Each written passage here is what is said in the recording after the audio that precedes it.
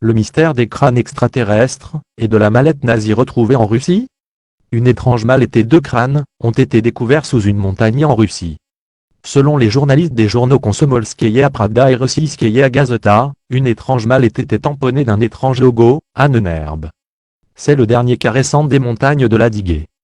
2 crânes appartenant à une créature inconnue de la science avec l'emblème d'Ahnenerbe, ont été retrouvés dans les montagnes de la région du Caucase de l'Adigé. C'est probablement lié à une société secrète des SAS, selon une étude sérieuse de l'occulte et des forces surnaturelles. D'après les chercheurs, il semblerait que les membres de la SS étaient intéressés par un mystère concernant les anciens menhirs et les sources de radioactivité naturelle dans la région du canyon de Kissinsky. Il est aussi possible qu'ils soient à la recherche du cuban Rada doré, perdu quelque part dans la région depuis la guerre civile russe de 1917 à 1923. Les enquêteurs sont aussi tombés sur une carte allemande du territoire de l'Adigé, de 1941, et ont été époustouflés de par sa précision et sa complétude. Ils ont aussi découvert des objets très intéressants chez des spécialistes. Les crânes et la mallette et les bois où ils ont été trouvés. Les crânes et la mallette et les bois où ils ont été trouvés. Les historiens connaissent les opérations de la Wehrmacht d'Elvez dans leurs moindres détails, qui ont abouti au déploiement de bannières nazies au sommet de l'Elbrouz, la montagne la plus haute en Europe, située dans la République de Kabardino-Balkaria dans le Caucase russe. Cependant, que pouvait bien rechercher cette organisation occulte, dans les montagnes de l'Adigé? La découverte dans la forêt. Dans le complexe ethnographique Belovodi situé dans le village de Kamenomostski, les crânes énigmatiques et la mystérieuse mallette SS ont été récupérés. Mallette. Un villageois m'a apporté une mallette marron assez grande avec une poignée en cuir, et l'emblème de la société secrète Ahnenerbe était apposé dessus, a expliqué le propriétaire Vladimir Melikov. C'est un véritable ermite, il vit dans une cabane en bois mais personne ne sait où exactement. Tous les objets étaient en excellentes conditions cependant, les allumettes de la boîte peuvent toujours être utilisées de nos jours. Ce qui est très exceptionnel.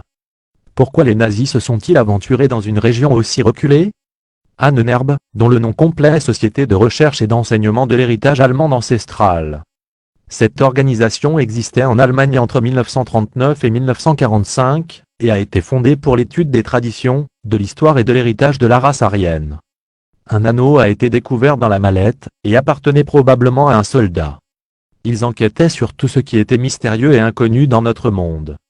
Ils ont fait plusieurs expéditions au Tibet, dans l'Antarctique et dans le Caucase, et ont cherché à entrer en contact avec des ovnis dans le secret le plus total.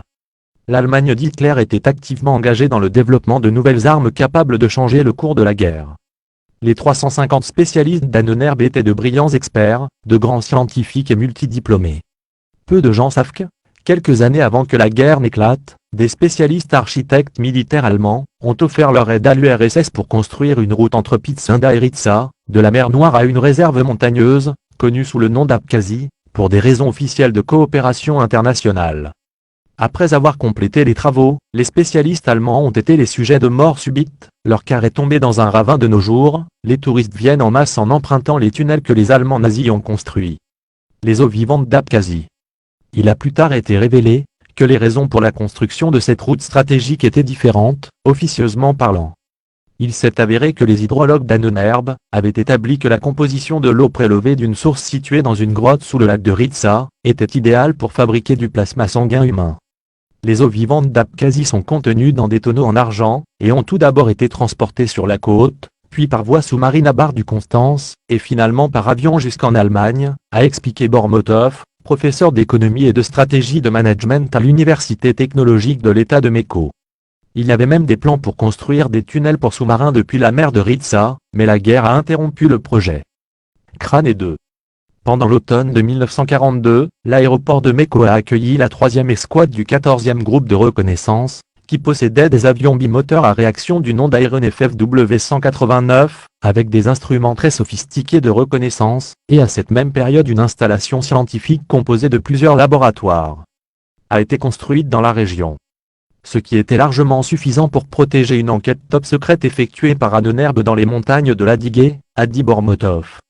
Méco a été la première ville OM la Wehrmacht à instaurer ses quartiers généraux. À partir de là, toute la campagne militaire allemande dans le Caucase a été coordonnée.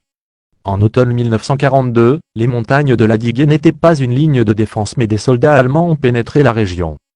Personne ne sait vraiment pourquoi des troupes ont été déployées sur le mont Pchekish en août 1944, alors que la ligne de front était bien plus à l'ouest. Que pouvaient bien chercher les nazis à cette période sur le mont Pchekish? Tout cela est-il relié aux enquêtes des spécialistes d'Annenherbe, s'est demandé l'expert. Les nazis étaient très intéressés par les constructions préhistoriques d'Atlantie, et la porte menant à des univers parallèles. Même de nos jours les gens parlent d'événements étranges dans certaines régions. Récemment la presse locale a mentionné l'existence de plusieurs squelettes de 3 mètres de long, et dont certains n'appartiennent même pas à l'espèce humaine dans le canyon de Georgia à Borjomi. Il y a 2 ans de cela, un groupe d'ethnologues dirigé par Vladimir Melikov, ont découvert 2 crânes étranges surmontés de cornes, et qui ont été trouvés dans la montagne de Bolchwodjach. On dirait des animaux fossilisés. Mais quand il a commencé à examiner en détail ces découvertes, il en a eu la chair de poule. Observez bien le trou ovale au sommet de la tête, a dit Melikov, en présentant l'un des 2 crânes. C'est à la base de la colonne vertébrale. Et sa position indique que cette créature bougeait sur 2 jambes, c'était un bipède. Un autre aspect bizarre est l'absence de mâchoire. Une bouche, et plusieurs trous. L'orbite de l'œil est anormalement disproportionnée. Tout est disproportionné, les jambes, le torse, la tête, mais le visage laisse à penser que c'était une espèce d'hominidé. La découverte est vraiment atypique. Même quand on compare le crâne à celui d'un ours. Il est de ce fait très tentant de dire que les découvertes ne sont pas de ce monde.